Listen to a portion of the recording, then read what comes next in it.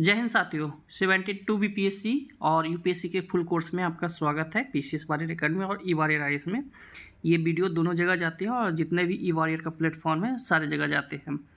तो चलिए हम लोग जो है कार्यपालिका कर रहे थे, पॉलिटिकल जो है भारतीय राज्य व्यवस्था, उसके जो है हम लोग कार्यपालिका कर रहे हैं। आप हमारे चैनल से जुड़ के आप हमारे टेलीग्राम चैनल या फिर आप हमारे फेसबुक चैनल या हमारे आप जो भी इंस्टा वगैरह है वहाँ से जुड़ के आप डेली क्यूज में आप भाग ले सकते हैं।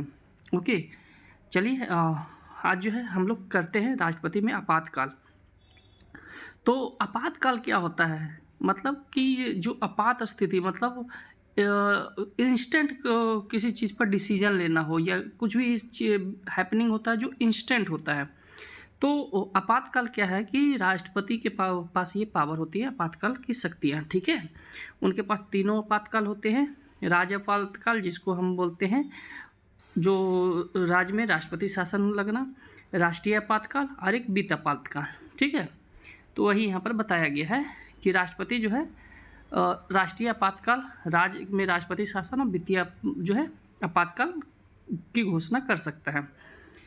अब ये होता कब कब है? तो देखिए, राष्ट्रीय आपातकाल युद्ध के समय होता है, बाहरी आक्रमण और सशस्त्र विद्रोह। सशस्त्र विद्रोह मतलब कि सैनिकों ने जो है विद्रोह कर दिया है तब। राष्ट्रपति शासन कब होता है? कि जब राज्य में संवैधानिक तंत्र विफल हो। ओके, अब ये संवैधानिक तंत्र का व्याख्या आपको दो जगह किया गया है, एक आर्टिकल 365 और एक आर्टिकल 356 में किया गया है, ठीक है। तो आप बताइएगा कि 356 और 365 में कौन कौन आपातकाल होता है, ठीक है। मैं ऐसे आगे ये बताऊंगा। और ये अगर नोट्स लेना चाहते हैं तो आप हमारे टेलीग्राम चैनल से जुड़ के ये नोट्स आप हमारे टेलीग्राम चैनल से ले सकते हैं। वित्तीय आपातकाल जो है, अगर भारत में वित्तीय अस्थिरता हो जाए तो वित्तीय आपातकाल लगता है। सैन्य शक्तियाँ, अब राष्ट्रपति जो है भारत के सर्वोच्च जो है सैन्य अधिकारी होता है, सेनापति जिसको बोलते हैं। उसके बाद जो है वह युद्ध की घोषणा करता है, शांति स्थापित करता है, वह सशस्त्र बलों के प्रमुख को नियुक्ति करता है जैसे सेनाध्यक्ष वगैरह हो। इसके बाद आ जाते हैं कूटनीति शक्तियाँ। तो अंतर्राष्ट्रीय संधियों समझौते राष्ट्रपति के हस्ताक्षर से किए जाते हैं। कोई भी संधि या समझौता होता है तो वो राष्ट्रपति के हस्ताक्षर से ही किया जाता है। हालांकि ये संसद की स्वीकृति अधीन होती है, ठीक है। मतलब जो भी हमारे गवर्नमेंट जो है वो किसी देश से एग्रीमेंट करते हैं तो वो उसमें जो है संसद की अनुमति स्वीकृति होनी चाहिए। ओके, राष्ट्रपति जो है अंतर्राष्ट्रीय मंचों और मामलों में जो है भारतीय प्रतिनिधित्व करता है। राजदूतों, उच्च आयुक्तों और राजनीतिकों को जो है भेजते हैं और प्राप्त कर सकते हैं, मतलब नियुक्त और नियुक्ति भी करते हैं और दूसरे से यहाँ आते हैं तो उनके स्वागत भी करते हैं हम। सैन्य शक्तियाँ, राष्ट्रपति जो है भारत का सर्वोच्च सेनापति होता है जिसके कारण से उसके जो है सैन्य शक्तियाँ भी मिले हुए हैं। राष्ट्रपति जो है संसद की स्वीकृति के अधीन युद्ध की घोषणा, शांति, आपातकाल ये सारे करते हैं। वो जो है तीनों सेनाओं के प्रमुख को नियुक्त करते हैं। वीटो पावर, आ जाइए, जब कोई विधेयक राष्ट्रपति के समक्ष उनकी जो है स्वीकृति के लिए जो है प्रस्तुत किया जाता है तो उसके पास जो है 3 विकल्प होते हैं, ठीक है। और ये कहाँ है? आर्टिकल 11 में, ठीक है, अनुच्छेद 111 में कहा गया है। वह विधेयक को जो है स्वीकृति दे सकता है, वह विधेयक को अस्वीकृत कर सकता है। अगर धन विधेयक है, ठीक है, तो धन विधेयक जो है राष्ट्रपति के पूर्व अनुमति पर ही होता है। अब धन विधेयक और वित्त विधेयक में अंतर है जो मैं आगे बताऊंगा। तो यदि यह धन विधेयक नहीं है तो वह जो है विवेक जो है विधेयक को संसद के पुनर्विचार के लिए लौटा सकता है, लेकिन अगर धन विधेयक है तो पुनर्विचार के लिए नहीं जाएगा। हालांकि यदि विधेयक द्वारा संसद द्वारा संशोधित किए बिना या संशोधित करके पारित करके अगर दिया जाता है तो राष्ट्रपति जो है सेकेंड टाइम उस पर हस्ताक्षर करने के लिए स्वीकृति होती है उसकी, ठीक है। और ये जो है 44 कॉन्स्टिट्यूशन अमेंडमेंट से किया गया था। ओके, इसके बाद जो है आधुनिक राज्य में जो है कार्यपालिका द्वारा प्राप्त वीटो की शक्तियाँ निम्नलिखित 4 प्रकार की होती है। पूर्ण वीटो, जिसका अर्थ है कि विधेयक द्वारा विधायिका द्वारा जो पारित विधेयक है उसकी स्वीकृति ना देना, ठीक है, पूर्ण वीटो लगा देना। योग वीटो, जिसे जो है आपको विधेयक द्वारा जो है विधायिका द्वारा जो विधेयक होता है पास, उसको बहुमत से रद्द किया जा सकता है। ठीक है। निलंबन वीटो, तो जिसे जो है विधायिका द्वारा जो है साधारण बहुमत से रद्द किया जाता है। ठीक है, मतलब जो आता है उसे रद्द कर सकते। पॉकेट वीटो, ये पॉकेट वीटो जो है आपको विधायक द्वारा पारित विधेयक पर जो है कोई कार्रवाई नहीं किया जाता है, इसमें जो है वो रद्द कर सकते हैं बहुमत से। ठीक है। उपयुक्त में से जो है उपयुक्त 4 में से भारत के पास 3 ही वीटो है, पूर्ण वीटो, निलंबन वीटो और पॉकेट वीटो। ठीक है, तो पूर्ण वीटो, निलंबन वीटो और पॉकेट वीटो, योग वीटो नहीं है, ये अमेरिका के पास है। ओके। भारतीय राष्ट्रपति के मामले में कोई योग वीटो नहीं है, जैसा मैंने आपको बता चुका। पूर्ण वीटो क्या है कि राष्ट्रपति की संसद द्वारा पारित जो है किसी विधेयक पर जो है अपनी सहमति ना देने ही जो है शक्ति का संदर्भित करता है। मतलब कि राष्ट्रपति के पास जो है कोई अगर विधेयक जाता है तो उस पर जो है सहमति नहीं दिया तो वो इसका कहता है। ठीक है। इसके बाद जो है विधेयक समाप्त हो जाता है और अधिनियम नहीं बन पाता है। आमतौर पर इस वीटो का प्रयोग निम्नलिखित 2 मामलों में किया जाता है।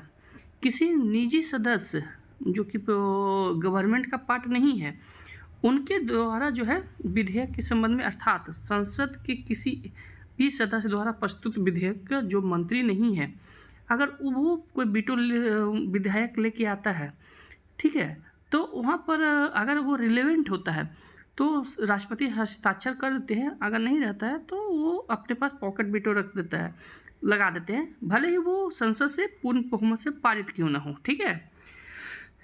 इसके बाद जो है सरकारी वीटो के संबंध में जब मंत्रिमंडल इस्तीफा दे देता है, ठीक है, विधेयक के पारित होने के बाद, लेकिन राष्ट्रपति की सहमति से पहले या नया मंत्रिमंडल जो कि राष्ट्रपति ऐसे विधेयक पर अपनी सहमति न देने की सलाह देता है। ठीक है। निलंबन वीटो, अब देखिए निलंबन वीटो क्या कहता है कि राष्ट्रपति इस वीटो का प्रयोग तब करता है जब वे किसी विधेयक को संसद के लिए पुनर्विचार के लिए लौटा देता है। हालांकि जो है यदि विधेयक संसद द्वारा संशोधित या बिना संशोधन के जो है उसे द्वारा भेजा जाता है तो राष्ट्रपति उस पर जो है अपनी सहमति देना अनिवार्य होता है।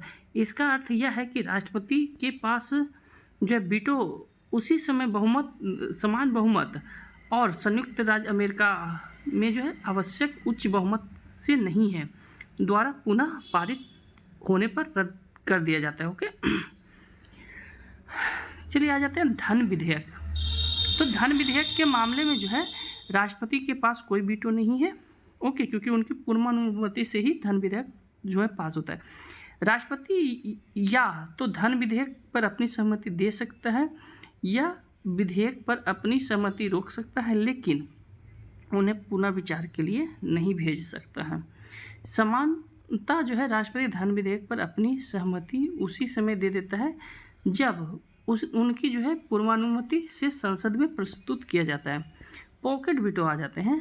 इस स्थिति में जो है राष्ट्रपति ना तो विधेयक की पुष्टि करता है और ना ही स्वीकार करता है और ना ही वापस भेजता है, ना उसको उस पर राजी होता है और ना ही उस पर मतलब किसी भी तरह का डिसीजन नहीं लेता है और अनिश्चित काल के लिए जो है वो अपने पास रख लेता है। लेकिन अभी जो है सुप्रीम कोर्ट ने इसी पर एक जजमेंट दिया है जो कि आपको तमिलनाडु बनाम भारत संघ था, जिसमें अगर 90 दिन तक अगर कोई भी नहीं दिया जाता है फैसला तो वो विधेयक पास माना जाएगा। इसी पर जो है काउंटर क्वेश्चन हमारे जो है राष्ट्रपति द्रौपदी मुर्मू जो है आर्टिकल जो है 143 के तहत किए हैं। ओके, ये आर्टिकल 143 और 142 क्या है वो आगे इसी में मैं बताऊंगा क्योंकि वो राष्ट्रपति का पार्ट है। ओके,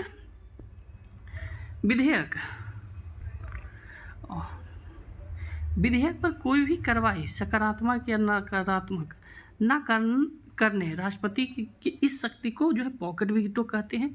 यदि राष्ट्रपति जो है पॉकेट वीटो का प्रयोग कर सकता है क्योंकि संविधान में कोई भी जो है समय सीमा निर्धारित नहीं है। ओके, इसके बाद आ जाइए कि जिसके भीतर उन्हें जो है अपनी सहमति के लिए जो है प्रस्तुत विधेयक के संबंध में निर्णय लेना होता है। ठीक है, इसके बाद आ जाते हैं नेक्स्ट जो है दूसरी ओर अमेरिका में जो है राष्ट्रपति को 10 दिन के भीतर पुनर्विचार के लिए वापस भेजना होता है। ठीक है, यहीं पर ये ट्रैप क्वेश्चन है और यहाँ से क्वेश्चन बना सकते हैं आपको। ठीक है, तो ये देख लीजिएगा कि इंडिया में जो है, भारत में जो है पॉकेट वीटो अनिश्चित काल के लिए है, लेकिन अमेरिका में ऐसा नहीं, 10 दिन के भीतर आपको वापस भेजना पड़ता है। ओके, इसलिए यह जो है कहा जाता है कि भारत के राष्ट्रपति की जेब अमेरिका के राष्ट्रपति की जेब से बड़ी है। ओके, यहाँ पर जो है ध्यान देने योग्य बात यह है कि राष्ट्रपति के पास जो है संविधान संशोधन विधेयक के संबंध में कोई भी वीटो शक्तियाँ नहीं है। 1971 में जो है 44वें संविधान संशोधन में जो है राष्ट्रपति के लिए जो है संविधान संशोधन विधेयक पर सहमति देना अनिवार्य कर दिया गया है। ओके, चलिए आगे आ जाते हैं हम लोग।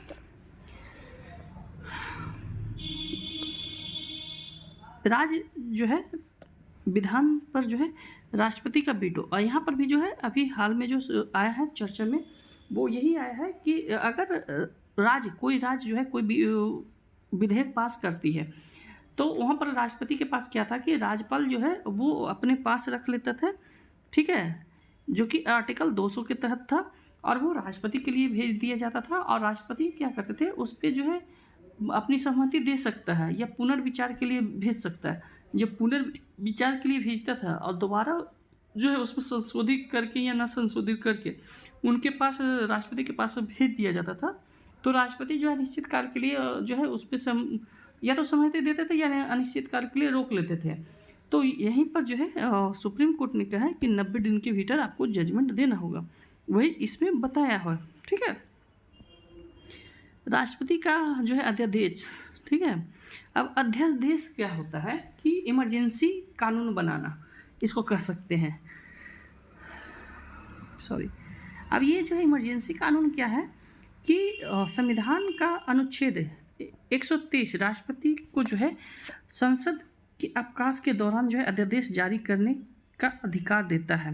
ओके, इन अध्यादेशों का जो है बल और प्रभाव संसद के अधिनियम के समान ही होता है, लेकिन ये अस्थायी कानून होता है और प्रकृति रूप से अध्यादेश बनाने की शक्तियाँ राष्ट्रपति की सबसे महत्वपूर्ण विधायक का है। ओके, और ये जो है ये विधायकी शक्तियाँ कहा जाता है, और ये जो है अप्रत्याशित या अत्यावश्यक मामलों में जो है निपटने के लिए ये शक्तियाँ सौंपी गई हैं। इसका कहना ये है कि जब सेशन नहीं चल रहा, मतलब संसद सत्र में नहीं हो, तो यानी संसद में कोई भी कार्रवाई नहीं चल रही हो, तो उस समय क्या होता है, और उस समय कोई इमरजेंसी आ गया तो उस समय जो है अध्यादेश लाया जाता है। ठीक है, लेकिन अध्यादेश लाने के बाद जैसे ही संसद में चालू होता है तो वहाँ पर जो है इनकी सहमति लेनी अनिवार्य होती है। ओके, ये आपको इसमें बताया गया है सारा चीज़। ठीक है, तो ये आप पढ़ सकते हैं। ओके, 6 महीने के भीतर जो है संसद के दोनों सत्रों से जो है आपको ये अध्यादेश पास करना होता है। ओके, अब देखिए यहाँ पर तो आपका ये पूरा उसी का है। ठीक है, आप पढ़ सकते हैं, कोई इशू नहीं है, मैंने उसको संक्षिप्त में बता दिया। राष्ट्रपति की क्षमादान शक्तियाँ, अब इसमें जो है ये न्यायिक शक्तियाँ हैं राष्ट्रपति के पास। तो संविधान का अनुच्छेद 72 को जो है उन सभी मामलों में किसी भी अपराध के दोषी ठहराए गए व्यक्ति को जो है क्षमादान की शक्तियाँ देता है। अब क्षमादान मतलब क्या है कि दंड या सजा किसी संघीय कानून के विरुद्ध अपराध हो। ओके, दंड या सजा किसी सैन्य न्यायालय के द्वारा दिए गया, या सजा जो है मृत्यु का हो। ये मृत्यु का सजा सिर्फ राष्ट्रपति ही हटा सकते हैं, राज्यपाल नहीं हटा सकते हैं। ओके, राष्ट्रपति कुछ क्षमादान की शक्तियाँ न्यायपालिका से स्वतंत्र है। यह एक कार्यकारी शक्तियाँ हैं, लेकिन राष्ट्रपति इस शक्तियाँ का प्रयोग जो है करते समय अपील न्यायालय के रूप में कार्य नहीं करती है। इसका मतलब है कि राष्ट्रपति जो है इन ना तो कार्यालय कोई भी राष्ट्रपति के सामने कोई पेशी नहीं होती है, ठीक है? ना तो वो जो अपराध किया हुआ है वो अपराधी उनके सामने पेश होते हैं, बस उनके पास एक पत्र लिखा जाता है। अब उस पत्र के अनुसार से चाहे तो वो सज़ा दे सकते हैं या फिर जो है वो बरकरार रख सकते हैं, मतलब वो ये है कि क्षमा दे सकते हैं या क्षमा को बरकरार रख सकते हैं। ओके, यदि यह शक्तियाँ राष्ट्रपति को यह शक्तियाँ प्रदान करने का उद्देश्य दोहरा है। पहला क्या है कि कानून के संचालन में किसी भी न्यायिक त्रुटि को सुधारने का द्वार खुला रखना। दूसरा है कि किसी ऐसे सजा से राहत प्रदान करना जिसे राष्ट्रपति अत्यधिक कठोर मानता हो। ओके, क्योंकि मैंने आपको क्या बोला था कि राष्ट्रपति एज ए किंग होता है। ओके, किसी भी देश का प्रथम नागरिक है। तो पहले के ज़माना में देखते थे कि जो राजा बोल देता था वही कानून होता था, तो सेम यहाँ पर वही चीज़ है। ओके, राष्ट्रपति की क्षमादान की शक्तियाँ निम्नलिखित में शामिल है। ओके, क्या क्या है? क्षमादान, यह जो है आपको सजा दोष सिद्ध होने को हटा देता है और दोषी को सभी सजाओं, दंडों और अयोग्यताओं से पूरी तरह से मुक्त कर देता है। अगर यहाँ पर फांसी की भी सजा है तो वो मुक्त हो जाएगा। लघुकरण में क्या होता है कि अगर कोई कठोर सजा दिया है, जैसे मृत्यु दंड दिया है या कोई भी सजा है, तो उसको कम कर दिया जाता है, या तो आजीवन कारावास कर देगा या उनके सजा को और कम कर देता है। आजीवन जो सुनते हैं कि आजीवन कारावास होता है वो 20 वर्ष के लिए ही होता है, और इन 20 वर्षों में जो छुट्टियां होती है वो छुट्टियां काउंट होती है, और उसके बाद ये सज़ा 10-12 वर्ष के आसपास आ जाता है। ओके, परिहार, इसका तात्पर्य यह है कि सजा की अवधि को उसके स्वरूप में परिवर्तन या कम करना, लेकिन यह जो है 2 वर्षों के कठोर कारावास की सजा को 1 वर्ष के कारावास की सजा में जो है परिवर्तित किया जा सकता है। ठीक है। मोहलत, अब ये क्या है कि यह किसी विशेष कारण और जैसा कि दोषी की शारीरिक अक्षमता या महिला अपराधी की गर्भावस्था के कारण उनके मूल के स्वरूप के जो सजा है उसको कम कर दिया जाता है। ओके, दंड विराम, अब दंड विराम क्या है कि इसका तात्पर्य किसी सजा को जो है कि निष्पादन की अस्थायी अवधि के लिए रोकना, मतलब कोई अगर मृत्यु दंड दिया गया है किसी अपराधी को तो उनको कुछ टाइम के लिए रोक दिया जाता है। ओके, इसलिए ये है। राष्ट्रपति सैन्य न्यायालय द्वारा दी गई सजा को क्षमा कर सकता है जबकि राज्यपाल नहीं कर सकता है, ये याद रखिएगा।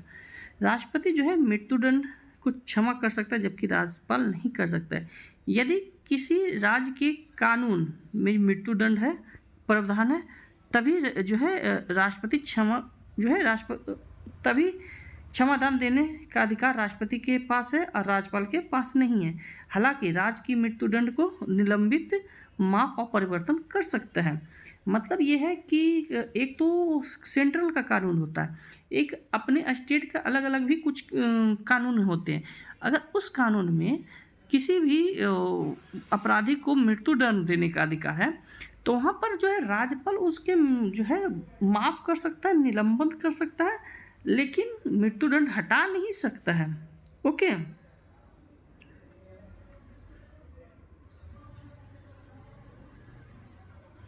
सर्वोच्च न्यायालय ने जो है विभिन्न मामलों में जो है राष्ट्रपति के क्षमादान की शक्तियाँ जो है जांच की और निम्नलिखित सिद्धांतों पर निर्धारित किया है। अब जैसे क्या है कि दया के लिए जो है याचिकाकर्ता को राष्ट्रपति का मौखिक सुनवाई का अधिकार नहीं है। मैंने अभी पहले ही बता दिया। राष्ट्रपति जो है साक्ष्यों को जो है नए सिरे से जांच कर सकता है, जो एविडेंस है जिस पर जो है सर्वोच्च न्यायालय उनको सजा दिया है। ओके, उनके एविडेंस को जांच कर सकता है और न्यायालय द्वारा लिए गए दृष्टिकोण से भिन्न दृष्टिकोण अपना सकते हैं। ओके, राष्ट्रपति द्वारा इस शक्तियाँ का प्रयोग केंद्रीय मंत्रिमंडल के सलाह पर किया जाता है, यही याद रखिएगा। ओके, राष्ट्रपति अपने आदेश के लिए जो है के लिए कारण बताने का बाद नहीं है। ओके, राष्ट्रपति ना केवल उस सजा से राहत दे सकता है जिसे वे अत्यधिक कठोर मानते हैं, बल्कि किसी स्पष्ट गलती के लिए भी राहत दे सकते हैं। ओके, राष्ट्रपति जो है राष्ट्रपति द्वारा शक्तियों का प्रयोग में के लिए जो है सर्वोच्च न्यायालय के विशिष्ट दिशा निर्देश निर्धारित करने की आवश्यकता नहीं है। ओके, मतलब सर्वोच्च न्यायालय अगर कोई दिशा निर्देश जारी किया है तो उसको पालन करने की आवश्यकता नहीं है। ओके, राष्ट्रपति द्वारा शक्तियों का प्रयोग न्यायिक समीक्षा के अधीन नहीं है, जुडिशियल रिव्यू के अधीन नहीं है, सिवाय इसके कि राष्ट्रपति का निर्णय मनमाना, तर्कहीन और दुर्भाग्यपूर्ण या भेदभाव ना हो। ओके, जहां राष्ट्रपति द्वारा पूर्व में दी गई दया याचिका को अस्वीकार कर दिया गया है, वहीं दूसरी दया याचिका करके स्थगन प्राप्त नहीं किया जा सकता है। मतलब ये कह रहा है कि एक बार राष्ट्रपति ने जो दया याचिका रिजेक्ट कर दिया तो दूसरी बार नहीं कर सकते हैं। ओके, अब ये देखिए राष्ट्रपति के मामले में जो आपके अनुच्छेद हैं वो मैं इसी नोट्स में दे दी हूँ। ये स्टेट पीसीएस वाले के लिए काफ़ी इंपॉर्टेंट है, यहाँ से आप ये पढ़ लीजिएगा। और हम लोग जो है कल उपराष्ट्रपति करेंगे। ओके, तो आज के लिए इतना ही। जो लोग हमारे चैनल पे नए हैं चैनल को सब्सक्राइब कर सकते हैं, साथ ही वीडियो को शेयर कर सकते हैं। ये पूरा कोर्स आपको फ्री ही मिलेगा। ओके, आज थोड़ी तबीयत मेरी ठीक नहीं लग रही है, इसलिए थोड़ा इस तरह से मैं आपको पढ़ाया हूँ। आगे से ये और इसका बेटर रहेगा। ठीक है, धन्यवाद।